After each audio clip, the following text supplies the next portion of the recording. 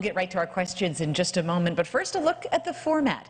The questions came from our viewers, our newsroom, and the candidates themselves. The candidates will have 45 seconds to answer each question. The conclusion of the forum will allow the candidates 1 minute for closing remarks each. I'll be ensuring that the candidates remain within their time limits.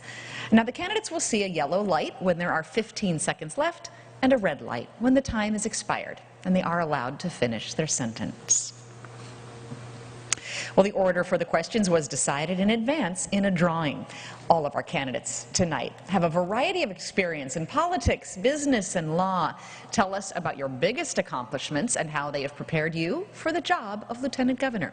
Ms. Luke, you may answer first. Thank you. Thank you, Gina, and thank you for everybody tuning in. My name is Sylvia Luke, and I have served in the legislature for the last 24 years. And as a legislator, I have been able to do a lot of things. You know, we went out into the community, even community like Lanai, and talked to the community members about their struggles. I went to Molokai, and one of the things that we found was that in Molokai, the gathering place was a library, and the library was really substantially it didn't have that many space, so it only accounted for about 6 people, so we were able to help a lot of people. I think as Lieutenant Governor, I am able to bring the experiences of the community and bridge that gap between the community and the governor. Aloha, everyone. Thank you. Ms. Minor McNamara. Aloha. Thank you so much for having us here. First of all, I am a statewide leader as a president and CEO of the Chamber of Commerce Hawaii, an organization that represents more than 2,000 small businesses. And while I am a first-time candidate, I've had more than 16 years of experience working with the legislature, building relationships, navigating the legislative process, as well as working with government on all levels. And throughout the 16 years, I've built relationships within the community and all over the world. And so that's why I believe I have the experience to become the Lieutenant Governor. And more importantly, I am the only candidate from the neighbor islands. So I want to make sure that the neighbor island voice is well represented. Thank you. Mr. Amamiya. Mahalo, Gina. I'm the only candidate in the race that's not a career politician or a lobbyist. I'm the only candidate in the race that has executive statewide leadership experience in the public, private, and nonprofit sectors. As the head of the Hawaii High School Athletic Association, I visited all 98 high schools across the state and all of their surrounding communities. I worked with all of the schools, I worked with all the communities, I know them well. All of the neighbor islands I've been to many times over and worked directly with them to solve the many problems and challenges that they face. I have the broad-based experience to be your next Lieutenant Governor, and I humbly ask that you consider supporting me in this race. Mahalo. Mr. Anderson. Aloha, good evening. Thank you very much for this opportunity. I'm Ikaika Anderson, former chair of the Honolulu City Council. I'm also a single dad working hard to raise my keiki here in Hawaii, just as many of our viewers are. As the Honolulu City Council chair, our team was successful in helping to implement the kauhale concept, the concept of bringing tiny homes to our homeless populations. And we've built one in Waimanalo. We also partnered with the Lieutenant Governor to build one in Kalailoa. We're working to bring workforce housing here as well. And as a Honolulu City Council member, we built friendships across the state with the Hawaii State Association of Counties. We're not only traveling across the state right now because I'm running for Lieutenant Governor. We are reconnecting with all of our friends as we continue to move our campaign forward. Thank you. Well, Hawaii's Lieutenant Governor has a variety of specific duties outlined in the law. Some of the things relate to paperwork, but they also have specific causes that they champion. What would be your biggest contribution to the state as Lieutenant Governor? Ms. Minor McNamara. Thank you. Well, based on my statewide leadership experience and also being an executive as well, I have formed relationships and understanding of what is going on in our economy, especially after the past couple of years, working with our small businesses, being on the front lines, ensuring that their doors could stay open, working with employees so that they could stay employed, and helping families who lost their jobs and helping them get other types of jobs. So I've been there, and now through this pandemic, we are entering a next phase, and that next phase is economic recovery. And as Lieutenant Governor, I will consult with the governor and ask him for me to take the lead in leading the economic recovery effort, which includes reinventing government, expanding education and workforce development initiatives, finding federal resources, amongst other initiatives. Thank you. Mr. Amamiya. Far and away, the biggest challenge, the biggest issue facing our state is the lack of affordable housing. By many estimates, we need as much as 65,000 units to meet demand. That's a staggering amount. That's an amount that never took place overnight. It's accumulated over decades of inaction by our elected officials. That's why we need change. I'm committed to work with our next Lieutenant Governor to tackle the affordable housing crisis. That's far and away the highest expense in our working families' family monthly expenses, and I'm committed to do whatever I can to make their lives easier so they don't continue to move out of state in record numbers. Thank you. Mr. Anderson. I work with the next governor in bringing more workforce housing projects to our state. As the Honolulu City Council Chair, our team had some successes with the city administration in rental housing, but we didn't have access to the vast portfolio of state available land. As Lieutenant Governor, we'll have that. We will work with the next governor to build kauhale across our state. We'd like to do up to 10 of those at least, similar to what we did in Waimanalo. We will also work to manage our visitor industry, very similarly to what our team did in Windward, Oahu. These were victories that we had on the Honolulu City Council that we're looking to be able to expand as Lieutenant Governor with our team in helping to protect Hawaii. Thank Ms. you. Luke. Thank you very much. You know, there are important issues around the state, affordable housing, managing tourism, but the number one thing that I want to accomplish as Lieutenant Governor is to build more preschools. Right now, only half the preschool population, 3- and 4-year-olds, have access to preschool. That means there's no preschools where they live or they just cannot afford it. And this is something that we have to do if we want to elevate the next generation of our population. We have to provide opportunities for 3- and 4-year-olds to succeed so that we can give them a heads up when they enter school. This will translate into many more things like increase literacy, increase workforce, increase so many opportunities. If there's one thing I want to do is increase preschool access. Thank you. Well, if elected, you're the number 2 in the state working alongside the governor. Which of the Democratic candidates for governor have the qualities that best complement your strengths and your abilities and would create the strongest ticket for the Democratic Party in the general election? Mr. Amamiya. I know all 3 Democratic gubernatorial candidates very well. I have the utmost respect for all of them. They all have their strengths, they all have their skill sets, and I'm comfortable and would be willing to and look forward to working with each of them, whoever may win the gubernatorial ticket. It's a partnership. I've shown through my experience in my various careers that I can work with people from all walks of life, from all communities, and I'll bring those skill sets to work together well with our next governor to get the things done to make our state better, including building more affordable housing and making Hawaii more affordable for our working families. Okay. Mr. Anderson? I enjoy friendship with all of the candidates for governor and their families. My family has been friendly with Dr. Josh Green, as I know him, for about 10 years. He's provided us with some medical advice. He helped my children's mother through some difficult times with medical issues. Kai Kahele, not the senator, not the congressman, not the pilot, but the fisherman from Miloli'i, is also a friend, as was his father, Uncle Gil. Both my grandfather and my granduncle served with Governor Cayetano. So it's very difficult for me to take sides in this Democratic primary for governor amongst friends. But I look forward to serving alongside one of my friends, whichever one of them should step out of the Democratic primary. I can complement them nicely, and I know our team will be able to work with them. Thank you. Ms. Luke? That is actually the most often asked question when I go and meet people. Who do you want to serve with? And I tell them this, and I'll tell you this today. I actually work with all 3 of them. I worked with Josh Green when he was in the House. I worked with Josh Green when he was also in the Senate. I also worked with Kai Kahele when he was in the Senate on many of the land use issues, many of the issues dealing with ranchers and the value of water. And with Josh Green, we worked on a lot of health and human services, including housing issues and including homeless issues. And with former First Lady, we worked together on many of the nonprofits that she helped and oversaw. I am confident that no matter who gets elected, because I worked with them before, I will be able to work with them again.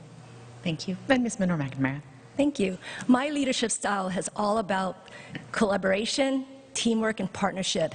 And for me as Lieutenant Governor, I want to see how best I can support the governor and complement the skill sets. I've worked with all three leading candidates. Josh Green, Kai Kahele, I've worked with them at the legislature. But for me, I bring in the economic and business experience, and they have that legislative experience. For Vicky Cayetano, I've worked with her, and she is a small business owner.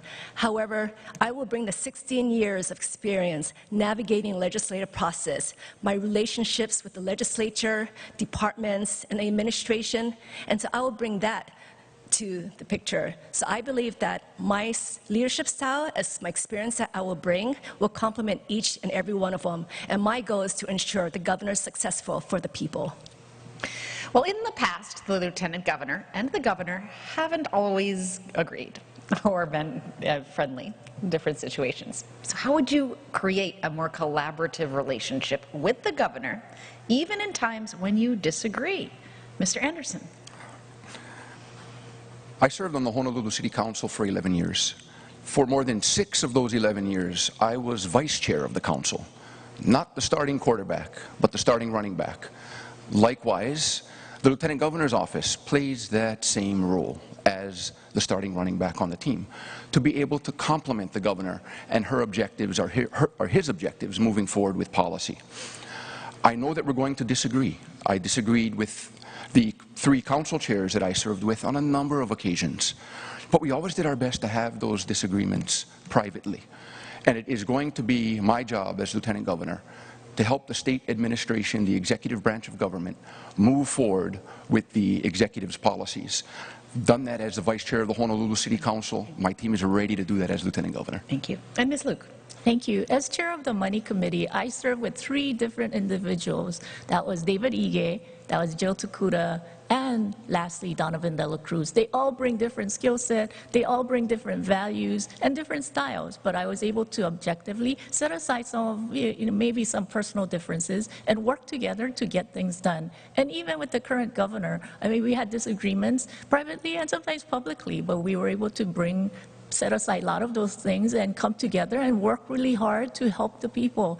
During the pandemic, I helped the governor, current governor, significantly to deploy the millions of dollars that we got from federal government. So I'm confident, regardless of what personal differences or what differences there are, I'm confident that I can work with whoever the governor is. Thank you. And Ms. McNamara. Well, first of all, the Lieutenant Governor should respect the office of the governor.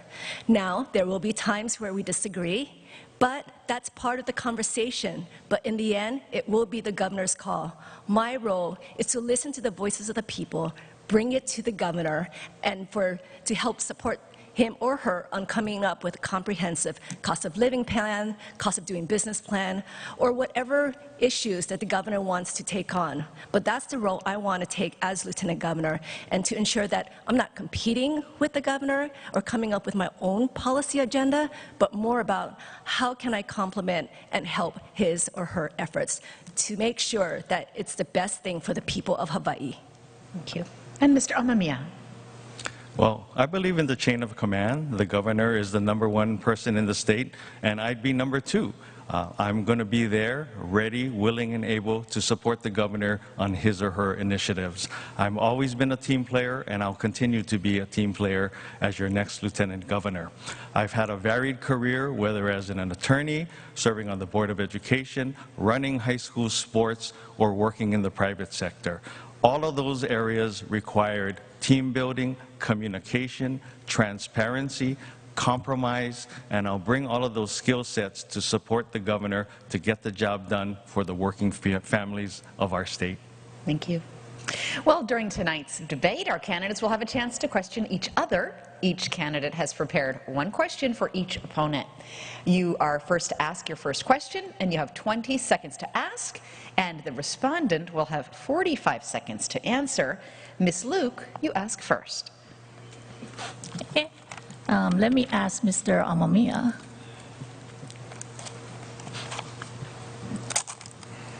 You have spent the last 12 years working on Bishop Street, which is the center of financial and political power in Hawaii. How are you not a political insider? I've been lucky to have a broad and diverse career. As I mentioned earlier, I've worked in the private sector, I've worked in the public sector. I'm currently working in the nonprofit sector. Perhaps I'm best known for working at the Hawaii High School Athletic Association. Certainly, I've been lucky to develop contacts, to develop networks in each and every job that I've had. But always, always, always, I've used those contacts not for personal gain, but for the greater good of the community.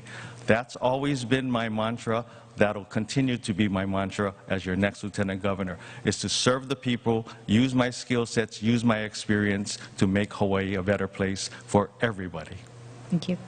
Ms. Menor McNamara, your question. Okay. Let's see. This question is for Sylvia. The Hawaii Supreme Court has ruled that the legislative practice known as gut and replace is unconstitutional. Yet, you went ahead and did it again anyway this year when you're playing games with funding for the HTA and put our most important economic driver at risk. You also overappropriated federal funds under the American Rescue Plan by over $104 million.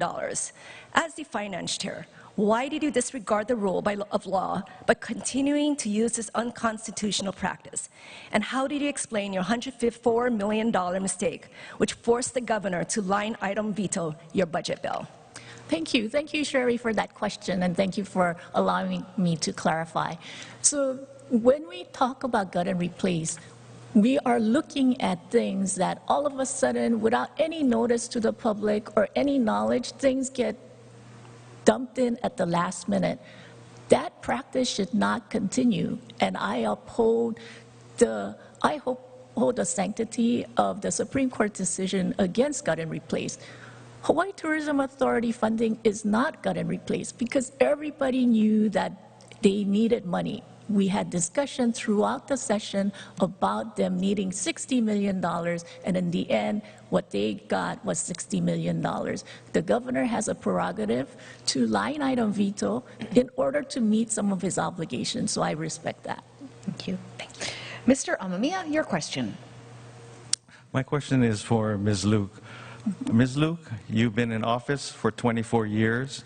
You've received millions of dollars in donations from big business, unions, lobbyists, and special interest groups, including people like Dennis Mitsunaga and Milton Choi. How can you assure the public that you won't continue to be beholden to special interests if you're elected our next Lieutenant Governor? Yeah, that's a really fair question. But I have to say that, no matter how much money I raise, even in this election, I didn't even come close to the money that Mr. Amamiya raised in one election cycle when he ran for mayor, and he was able to raise $2 million. And, I think none of the candidates here even came close to raising even that kind of money just in few months, 2 years ago. Public corruption and campaign contribution should not rule policy, and I have made it very clear that does not dictate how I make decisions, how decisions are made at the legislature, how I make my decision. And we, as public officials, need to make sure that those two are separate. Whether you get contribution or not, those are separate from how you deal with situation at the legislature. Thank you. Mr. Anderson, your question. Thank you. My first question is for Mr. Amamiya. Keith, your affordable housing plan calls for waiving water, sewer, and park fees, paying for sidewalks and road infrastructure, mass land rezoning, and state money to county departments. All of these matters are under jurisdiction of the counties, not the state. Will take money away from the counties and are not under jurisdiction of the Lieutenant Governor's office. Please explain precisely how you will waive these fees in rezoned lands that no state official, let alone the Lieutenant Governor, can do. Thank you. Affordable housing is far and away the biggest issue facing our state. Hawaii has become unaffordable for working families statewide. We need to build more affordable housing. We're 65,000 units short of demand. We have to use every avenue possible to build more affordable housing. It will require the cooperation of the federal government, the state government, and county governments across the state. There is no one entity that can solve our affordable housing crisis. As Lieutenant Governor, I'll do what I've always done throughout my career. That's use my networks, use my contacts, bring people together to solve our complicated issues, like the lack of affordable housing throughout our state. That's what I'll do as your next Lieutenant Governor. Thank you. Well, we have time now for a very short break. Stay with us for more questions with the candidates. ARP Hawaii is committed to giving you information you need to vote and to make sure your vote counts. Hawaii is an all-mail election, so if you're registered to vote, you should receive your ballot in the mail by July 26. Go online to elections.hawaii.gov to check if you're registered, to change your address if you've moved, or if you don't get your ballot. You can also sign up for the new ballot track service so you'll know what's happening with your ballot. Vote for candidates in only one party and nonpartisan races. If you make a mistake, you can get a replacement ballot. Don't use whiteout. Also, don't forget your signature on the ballot envelope. If there's a problem with your signature, your vote won't be counted unless you correct it in time. To make sure your ballot arrives by Election Day, mail it at least a week prior to August 13th, or drop it at an official drop box or voter service center.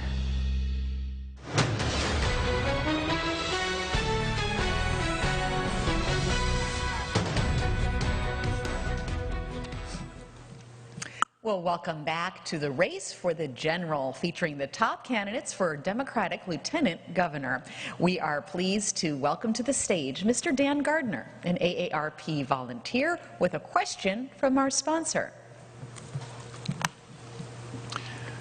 The legislature approved a major initiative to create a Hawaii retirement savings program that will give 215,000 Hawaii workers an easy way to save at work through a payroll deduction. These workers, many of whom are employed by small businesses, don't have 401ks or other ways to save for retirement. It will be up to the next administration to get the program going. Can you tell us what would you do to make sure this program is successfully implemented so all workers have a chance for a secure retirement? And Sherry Minor-McNamara, you may answer first. Thank you for that question, and I commend AARP for the advocacy in pushing this through. I know it's been a couple years to making it finally past the legislature, but it did. And so as Lieutenant Governor, I will work with AARP, I will work with small businesses, because small businesses who I represent right now through my role as President of the Chamber of Commerce, to ensure that this program will be successful, because it's really important. And what I like about this program is that it's a proactive program. It's allowing employees to invest early on so that as they move forward in their career or towards retirement, they will have a safety net for them already in place. Thank you. Mr. Amamiya. I like this program a lot. I support it, and I'll do whatever I can to work with our next governor and the legislature to make sure that it's implemented and enacted as soon as possible. In going across the state in this campaign, or even in years prior, talking to friends and families across the state, on the neighbor islands, saving for retirement, having enough for retirement is a huge issue for many people across our state. In fact, that is one of the biggest reasons that now our kupuna are moving out of state in droves, because Hawaii has simply become unaffordable. That's another example of the lack of leadership in our elected officials across the state and why we need change. Mr. Anderson. Thank you very much for this question. As one who takes care of his own kupuna, my pop is now 90, my tutu's 87, my grandparents raised me. The Lieutenant Governor's office won't only have an advocate, but you'll have a solid friend if I'm elected our Lieutenant Governor. In working to preserve and fund the Hawaii retirement savings that this bill authorizes. I'll be working with the next governor to ensure that we have these appropriations submitted as part of the executive legislative package so that you start with something that you can definitively see is in the budget when the proposal goes down, rather than waiting for the House, which is where the budget starts, to put these monies in. I will ask the next governor to please commit to putting these funds in the executive legislative budget before it even gets down. Thank you. Ms. Luke. Thank you. Mahalo to AARP for their foresight. This is actually the first in the nation where the state, is giving an incentive for many of the individuals to participate in this program. Last year, I was able to work hand in hand with AARP to implement or pass this monumental legislation. It invests $25 million into this program, of which there will be a $500 match for the first 50,000 people. That means we have a lot of work to do to get this thing implemented correctly so that we can be a leader in the nation to encourage many of our individuals who are not on 401k program to take advantage and take care of retirement. So again, mahalo to AARP for your hard work on this issue. Thank you. And thank you to AARP for participating with that great question. We have a question now from a viewer who asks, Hawaii's middle class often feels stuck, unable to qualify for government help, but also still living paycheck to paycheck. Do you have a big idea to help the middle class with housing, education, or other assistance? Mr. Amamiya. I sound like a broken record, but one of the things we need to do, the most important thing we need to do is build more affordable housing.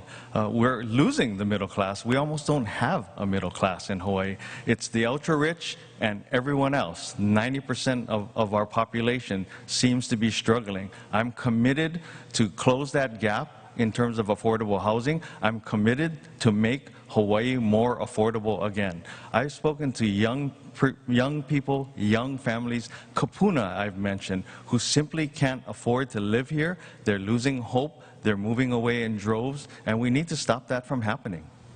Thank you. Mr. Anderson. Our team has two primary initiatives that we'd like to work on for the middle class. One, of course, as we continue to talk about, is workforce housing. As Lieutenant Governor, our team will have access to the vast portfolio of state-owned lands that we didn't have access to during our years of service on the Honolulu City Council. When the government provides land for housing opportunities, it eliminates one of the highest hurdles to building housing, land acquisition costs. Additionally, we would like to eliminate the 4% general excise tax on food, rent, medications, and medical care so that we can provide our middle-class folks, as well as those living from paycheck to paycheck, with relief now to protect and preserve their ability to live in Hawaii. Thank you. Ms. Luke. Thank you. You know, my son is 20 years old, and he's in college right now in Memphis, Tennessee.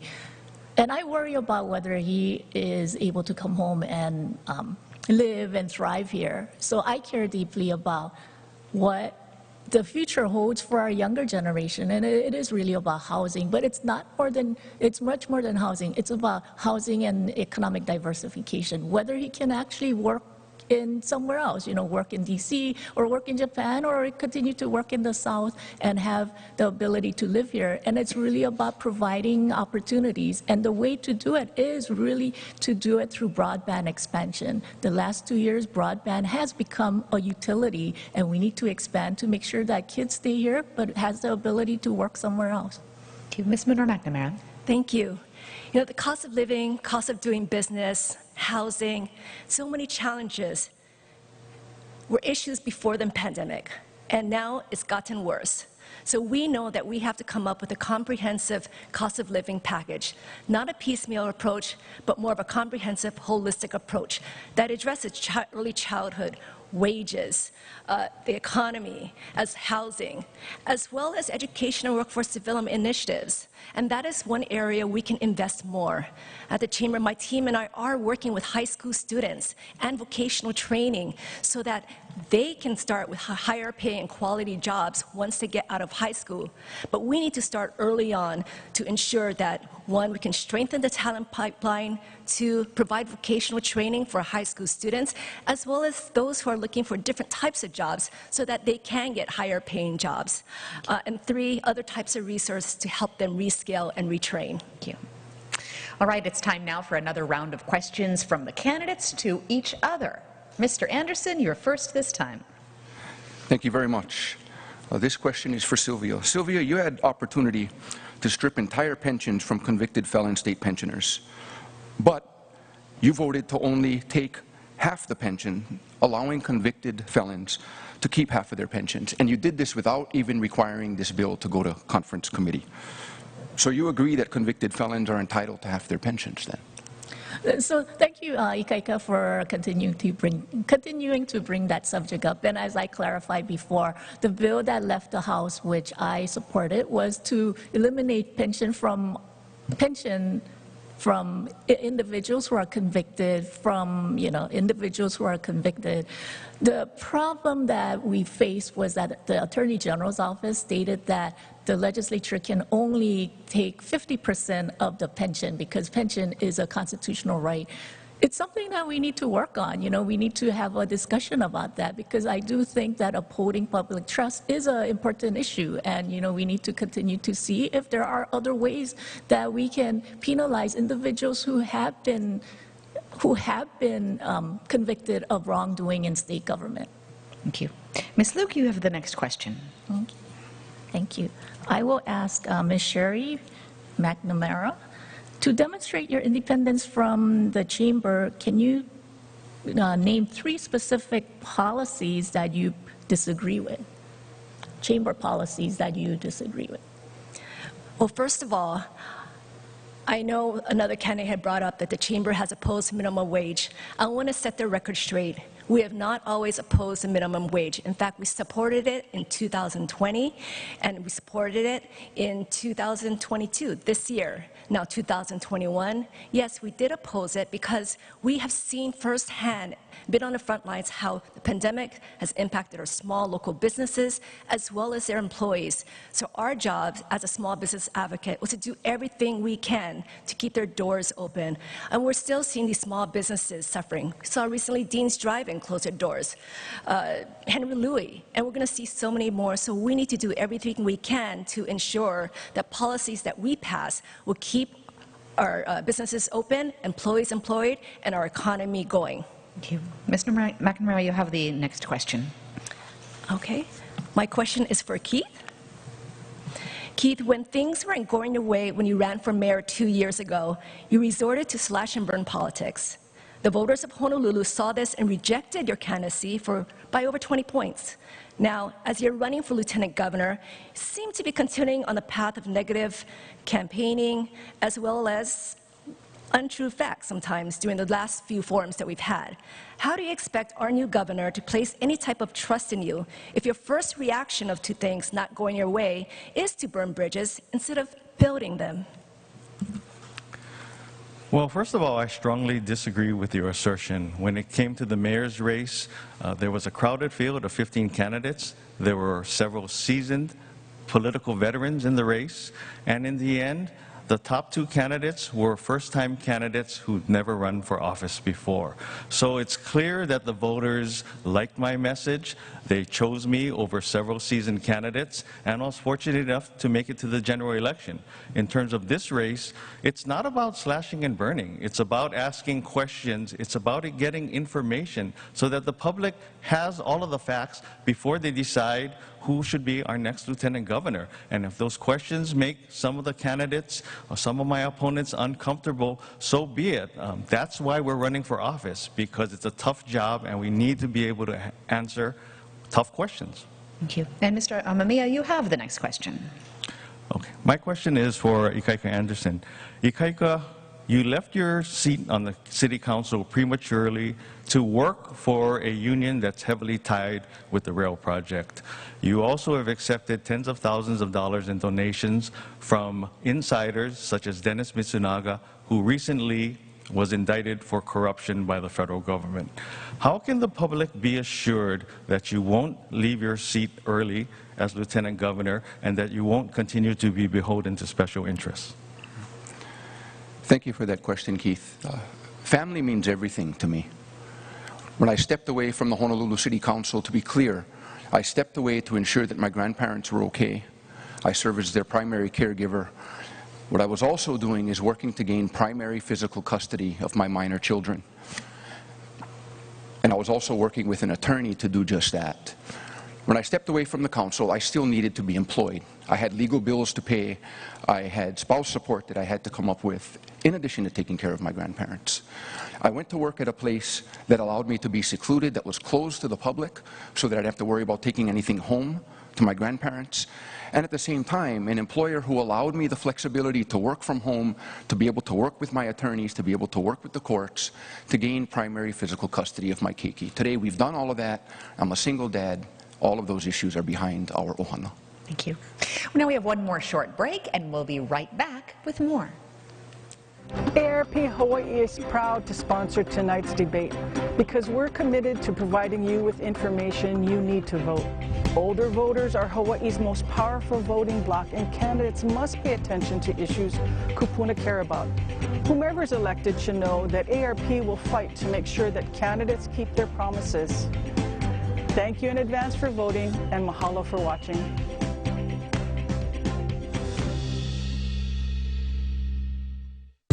With Hawaii Votes, you can cast your vote from the comfort of your living room chair. Registered voters will automatically receive a ballot packet at least 18 days before each election. If you don't, contact your county elections division right away. To check your ballot status, sign up for notifications at elections.hawaii.gov.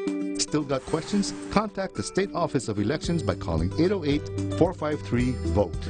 Then sit back, relax, and let your ballot come to you.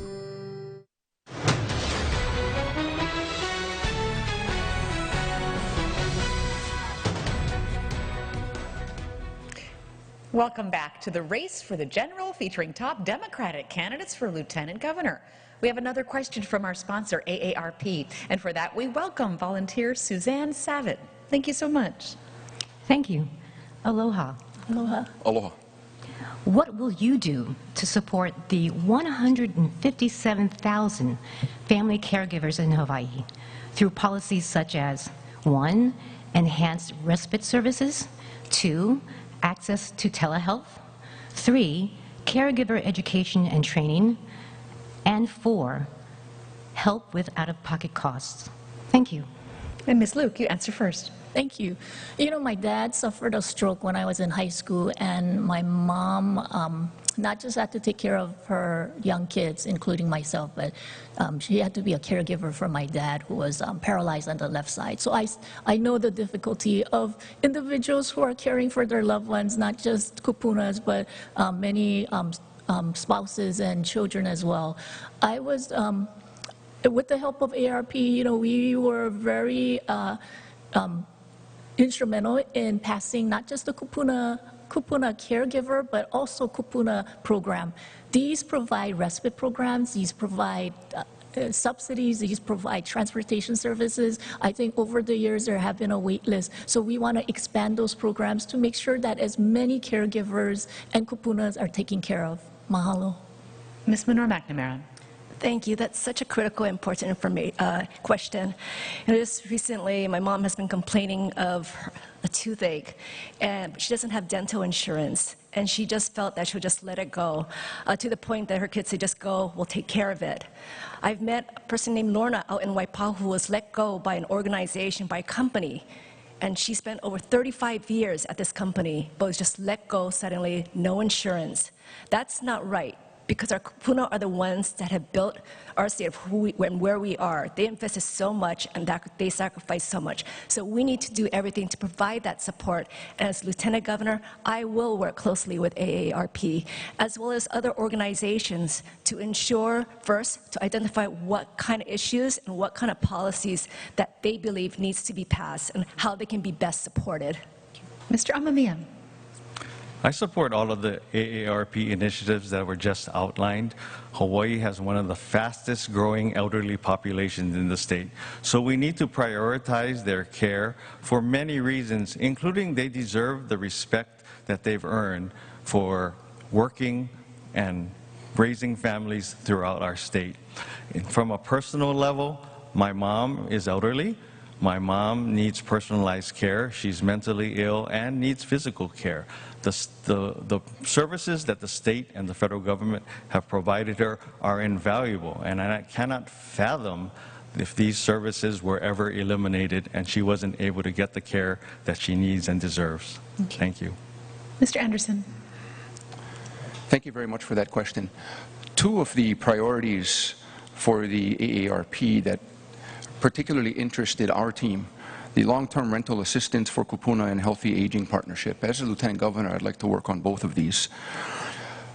As a caregiver myself for kupuna, mine get to age at home in place, with me living right next door to them, along with my children, being able to provide for helping to care for them, and my mother and my stepfather living 15 minutes away.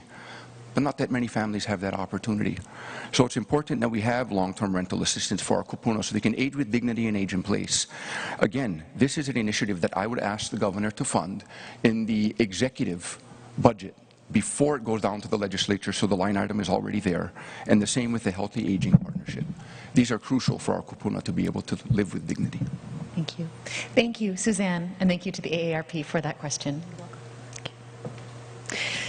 Well, we have another question from our viewers. Looking back on 2 years of COVID impacts and looking ahead at post-pandemic recovery, what would you have done differently from the current administrations? And what ideas do you have to help Hawaii bounce back? Ms. Monroe-McNamara, you're first. Thank you for that question. Yes, the past couple of years obviously have been such a challenge for so many. Our small local businesses, our working families, our youth, our keiki, so many. And as we move forward, we need to work together. Now that we have some of a playbook, we should be starting now and planning for another playbook in the event another situation occurs. We hope not, but just in case. We can't wait until that moment. Now, one of the things that I did experience in the past couple of years was the lack of communication and the lack of outreach to the community.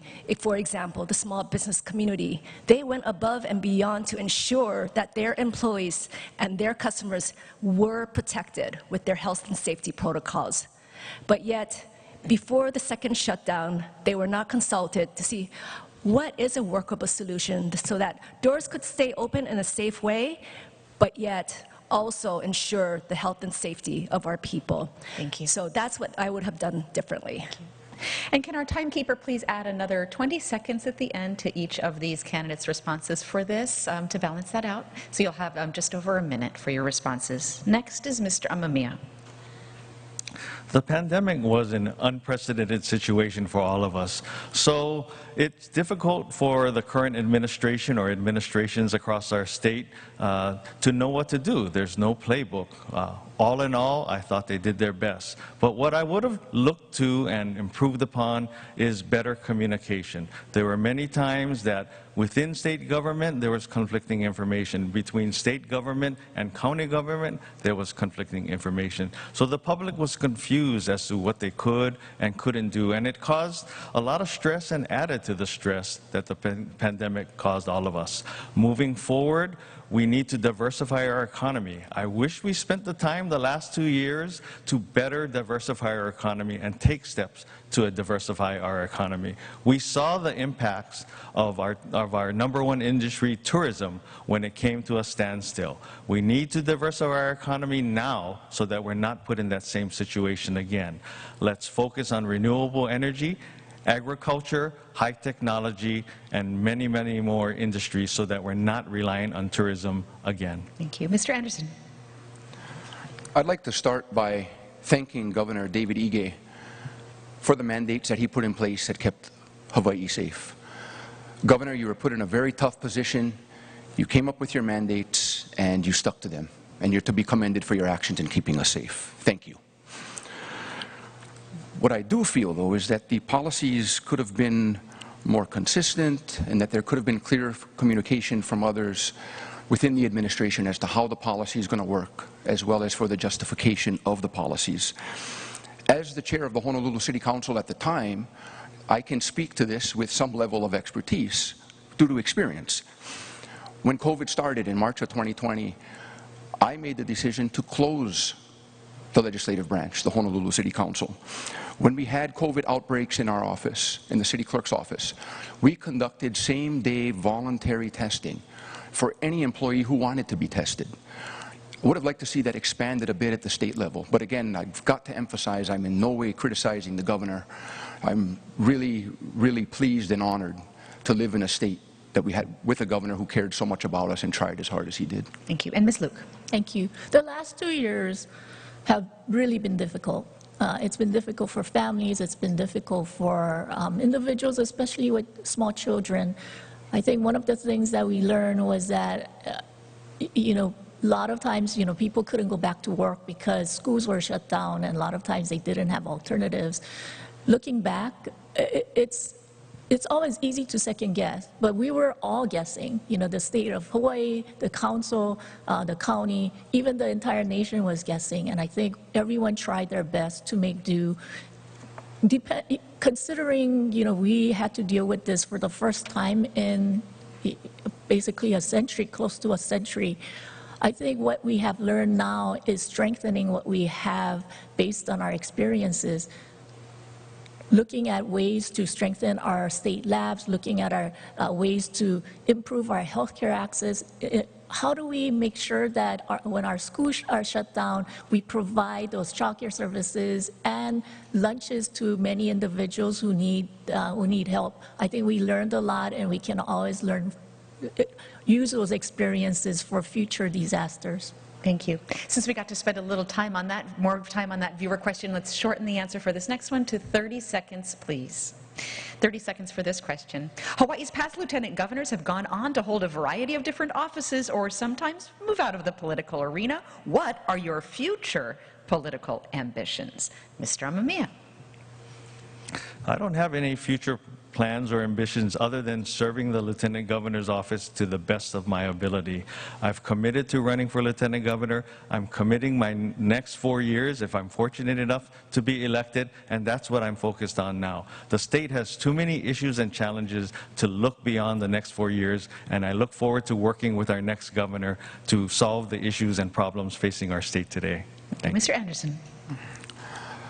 I look forward to complementing the next governor as lieutenant governor, and if called, if the need ever arises, I will be prepared to serve and lead our state as governor if that's something that needs to be done. I will point out, though, I was a government retiree when the opportunity to run for lieutenant governor came. I didn't plan it. I didn't plan in advance that this is something that I would do. We saw an opportunity to serve, and as lieutenant governor, we will complement the governor, and I will be ready to serve our state as governor if the need ever arises. Ms. Luke. Thank you. This is the job I want, the lieutenant governor's office.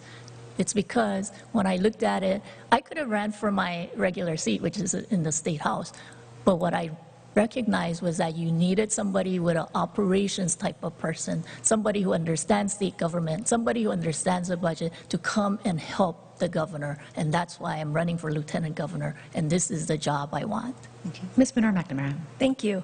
So I've been with the Chamber for 16 years, and I've seen firsthand how policies can impact our businesses, our working families, and many in our state. And for me, it's not about the future, but it's about now. How can I make a positive difference? How can I contribute to the governor and making sure that his or her policy agenda is successful for the people? So I'm not looking at any other down the future, for me it's now. But at the end of the term, I do hope that through my partnership style, collaboration leadership, that Hawaii will be a better place to live. Thank you. Now we have more time for one more question for the candidates to ask each other. Now on this one, Mr. Anderson, you're first. Sherry, you've never served in elected office. And as Lieutenant Governor, you would need to be ready to become the state's governor at a moment's notice. It's 2 a.m. You've just received a call that the governor has fallen gravely ill and your services are needed. What do you do? Thank you for that question. Well, first of all, as I mentioned, I have been in an executive position, a statewide position, representing businesses across the islands. So I do have that executive leadership style. But I also realize that the team that the governor puts together will have tremendous responsibilities. And for me, as governor, I will ensure that I can jump in with that leadership style and put full faith in the team that the governor creates, which is his cabinet, to ensure that our work can continue smoothly. So for me, it's about how I lead and the style I lead and having confidence in the team that the governor puts together to ensure that we can overcome the challenges and fill the position in the event the governor cannot fulfill his or her position. Thank you, Sherry. Ms. Luke. Thank you. I have a question for Mr. Anderson. You talk a lot about being an elected executive and that the buck stops with you. The rail project is the largest public works project in the state's history. It is clearly mismanaged and over budget. How is that being a good executive? As you know, Sylvia, when rail was first started, the Honolulu Authority for Rapid Transportation was made a part of Honolulu City Charter, and that was before I even took office. The Honolulu City Council's role and the mayor's role in rail is to approve or not approve HART's budget. That's it. The executive director of the Honolulu Authority for Rapid Transportation doesn't even answer to the Honolulu City Council or any elected official. That person answers to the HART board. What I did do before I left the Honolulu City Council, I did offer a resolution that would have amended Honolulu City Charter to dissolve the Transit Authority. That was my final action, one of them, as council chair. So I did what I could to dissolve HART and to be able to put the authority of this project under the jurisdiction of our elected officials. Unfortunately, my colleagues disagreed with me, and that resolution went nowhere. Thank you. Ms. McNamara, your question. Thank you. My question is for Keith. When addressing affordable housing, you constantly mention the lack of inventory for working families to purchase an affordably priced home. 801 South Street was a workforce housing success story back then. It was supposed to provide an opportunity for those exact families to achieve their dream of a first-time home ownership. You swooped in and purchased a unit 4511 for $375,000, but yet now the turnaround is much higher. You already own a beautiful home in Nu'uanu. Do you think it was right for someone like you to take that opportunity away from a hardworking local family just so you could turn a profit with rental property? I'm shocked that you're asking that question. That's a cheap shot that was brought up in the mayor's race, and all of the media who questioned me about it and researched the issue confirmed that the purchase was legal and proper. That's a fundamental component of workforce housing, to allow market rate housing and affordable housing for working class families. I purchased it legally, as I mentioned earlier. You know that, you know better, and I'm very surprised you asked that question. Mr. Amamiya, your question. This is just a coincidence, but my question is for Ms. McNamara. Ms. McNamara, you've run the chamber for 16 years. The first 14 years, you strongly opposed increasing minimum wage. You strongly opposed paid family leave. And until this year, you strongly opposed shutting down Red Hill.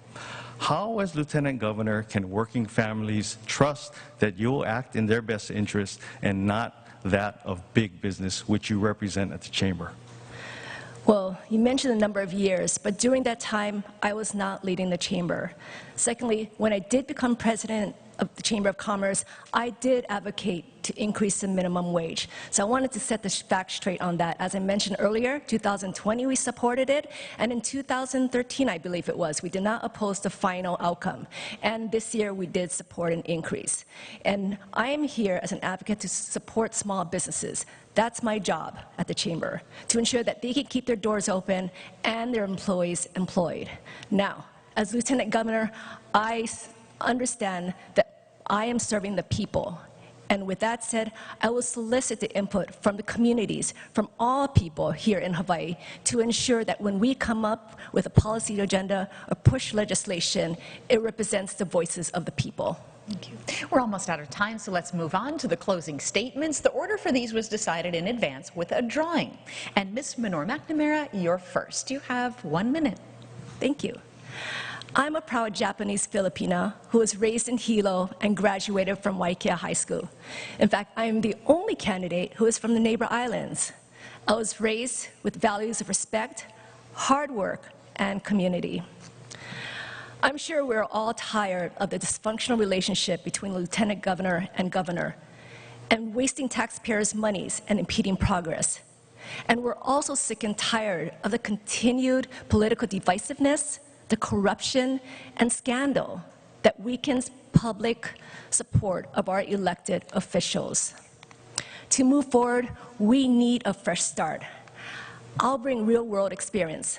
I've spent my career working with small and local businesses, expanding opportunities for working families, and solving problems. Now, I'm running for Lieutenant Governor because I want to get the job done and get real results.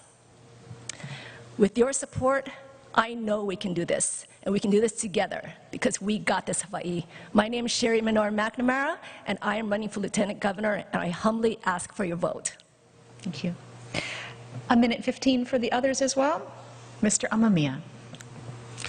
I'm running for Lieutenant Governor because we need change.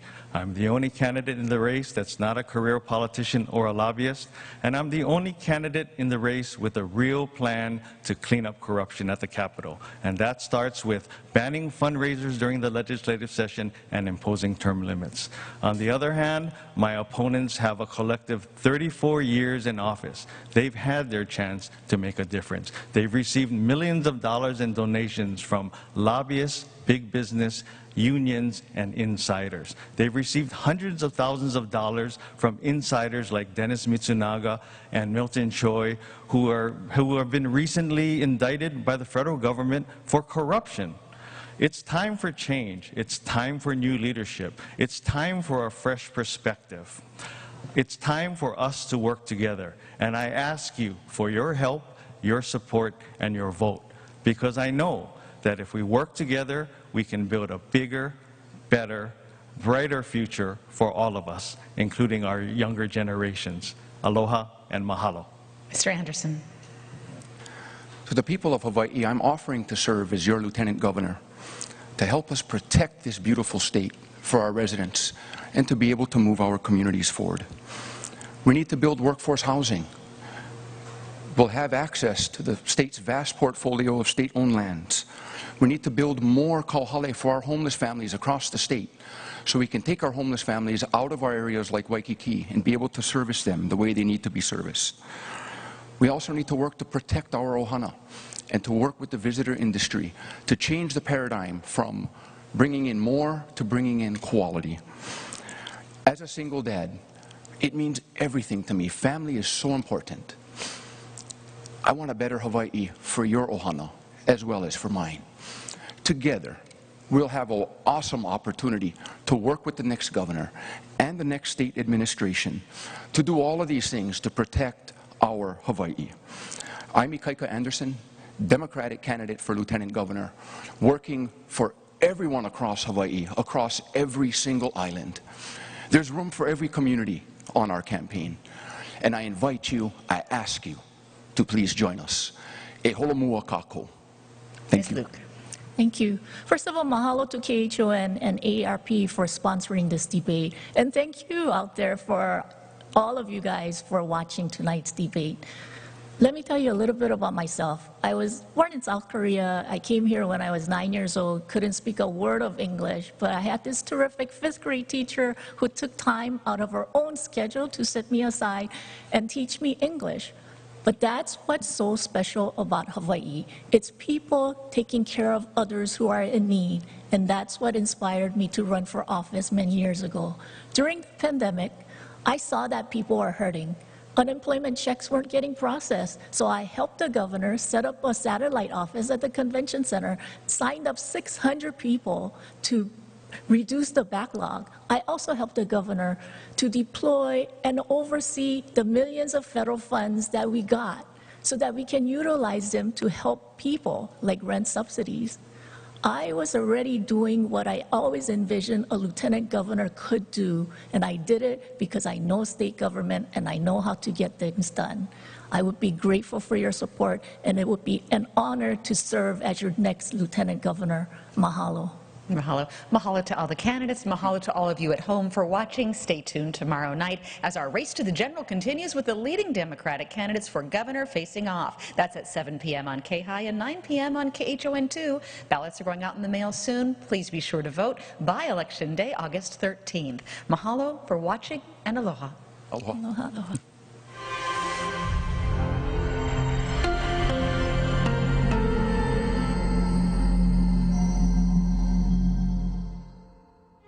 Race to the General was brought to you by AARP Hawaii.